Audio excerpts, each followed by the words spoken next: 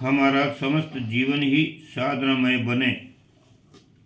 मानव जीवन ईश्वर की एक अनमोल अमानत है। इसे आदर्श एवं उत्कृष्ट बनाना ही अपनी बुद्धिमत्ता और दूरदर्शिता का परिचय देना है। भगवान ने हमारी पात्रता की कसौटी के रूप में ये मनुष्य शरीर दिया है और ये परखा है कि हम इसका उत्तरदायित्व संभालने की स्थिति में हैं या नहीं। यदि इस कसौटी पर खरे उतरे तो ऋषित्व एवं देवत्व जैसे उच्च उत्तरदायित्व प्रदान कर अंततः अपना ही अंग बना लेना है। पर यदि मनुष्यत्व जैसी परीक्षा में सफल न हो सके, इतना छोटा उत्तरदायित्व भी संभाल न सके, तो जिस स्तर के हम हैं उसी निम्न योनि में पड़े रहने के लिए वापस भेज देता है। गैर जिम्मेदार सरकारी कर्मचारी रिवोल्ट कर छोटे पदों पर उतार दिए जाते हैं। हमें भी अपनी निकृष्ट मनोभूमि के अनुरूप निम्न योनियों में उतरना पड़ सकता है। इसलिए प्रयत्न ये होना चाहिए कि मानव जीवन के महान उत्तरदायित्व को वहन करने के लिए हम पग पग पर सतर्कता बरतें, निम्न योनियों के संचित कुसंस्कारों को हटाएं और मानवोचित गुण कर्म स्वभाव की सद्भावनाओं और सत्प्रवृत्तियों की अभिवृद्धि करें। यह प्रयत्न तभी सफल हो सकता है जब हर घड़ी अपने आप के ऊपर चौकसी रखी जाए। अपने संबंध में असावधान रहने से उसी ढर्रे पर अपनी गाड़ी भी लुढ़कने लगती है। जैसे आसपास घिरे हुए निकम्मे लोगों का जीवन फूहड़पन के साथ बर्बाद होता चला जा रहा है। आवश्यकता ऐसी विवेकशीलता की है जो अपने संबंध में सतर्कता बरतने और दूसरे गंदे लोगों का अनुकरण न करने का अपना मार्ग स्वतः निर्धारण करने का साहस प्रदान कर सके।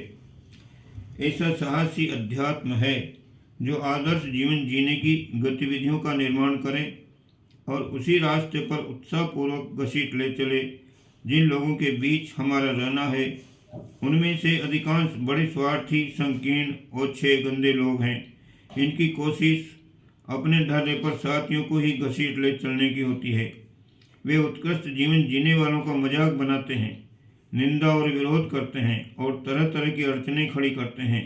जो इनसे डर गया वह गंदा जीवन जीने के लिए विवश होगा, पर जिसने साहस करके अपना पथ स्वयं निर्धारण करने का संकल्प कर लिया और पड़ोसियों की उपेक्षा करके उत्कृष्टता की गतिविधियां अपनाने के लिए दृढ़तापूर्वक चल पड़ा, वही जीवन उद्देश्य की प्राप्ति में सफल होता है। अध्यात्म साहसी शूरवीरों का, आदर्शवादी और उत्कृष्ट लोगों का मार्ग है। देवी देवताओं को मंत्र तंत्र से सिखाकर उनसे तरह तरह की मनोकामनाएं सहज ही प्राप्त कर लेने के सपने देखने वाले, थोड़ी सी टंट घंट के बदले स्वर्ग मुक्ति लूट ले जाने वाले धूर्त अपना मन सस्ते सपने देखने में बहलाते रह सकते हैं, पर रहना उन्हें खाली हाथ ही पड़ता है।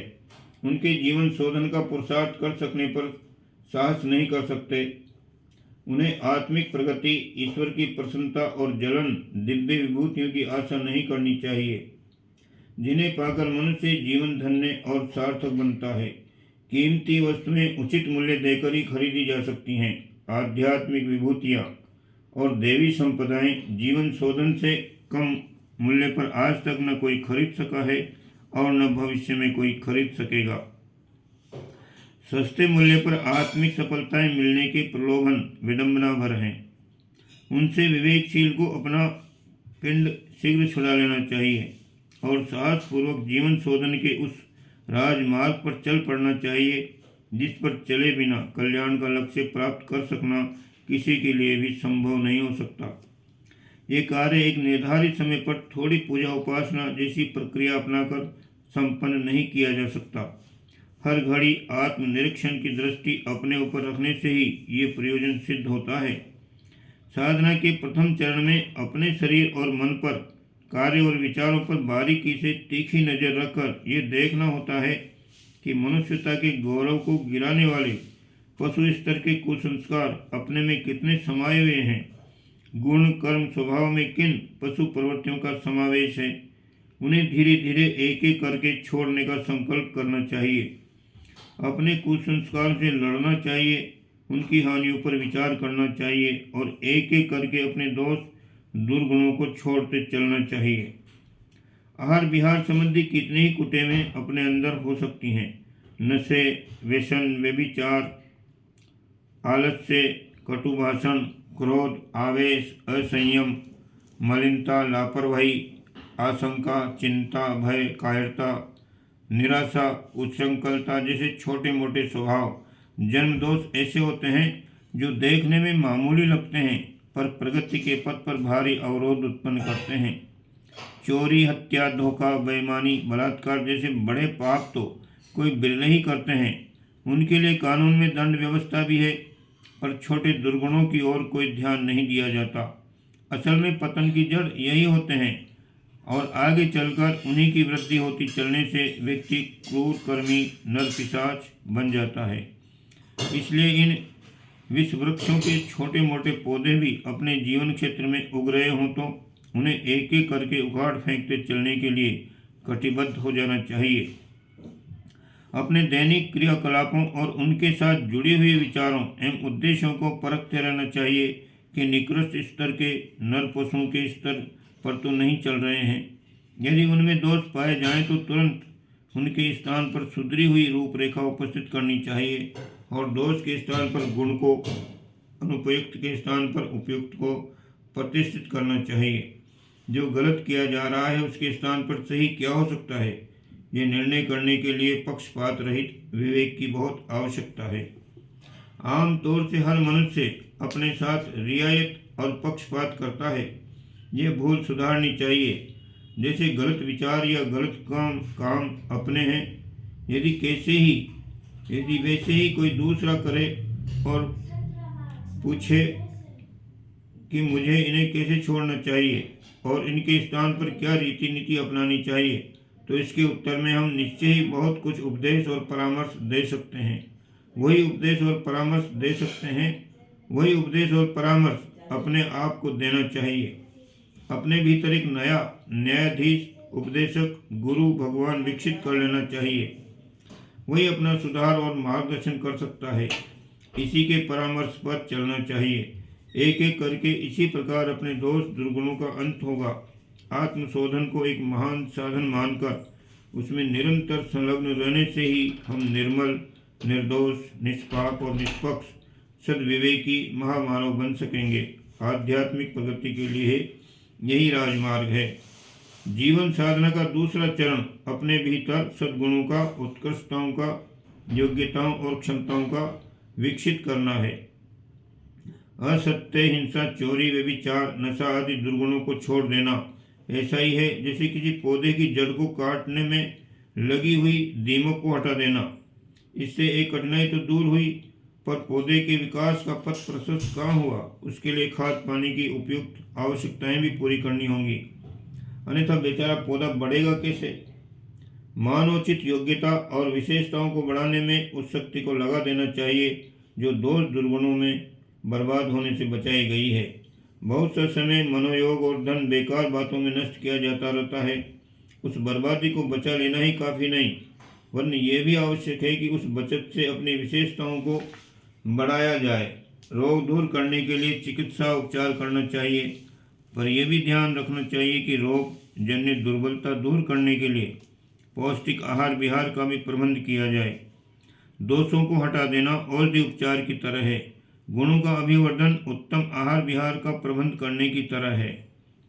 अपनी शारीरिक और आत्मिक क्षमताएं बढ़ाना जीवन साधना के अनिवार्य अंग हैं।